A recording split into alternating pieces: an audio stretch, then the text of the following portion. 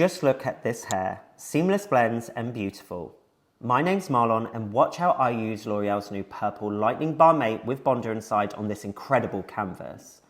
It has a unique look and texture, having nutritive oil and bonder inside, protecting all hair types. My mixing ratio is 1:2 with 20 vol using the Blond Studio Nutri developers, and I'm going to work with an air touch technique, starting off with a hot cross bun, working up, taking fine sections and using the hairdryer on cold air only, diffusing and separating different hair lengths, giving you the perfect blend while being able to colour close to the root.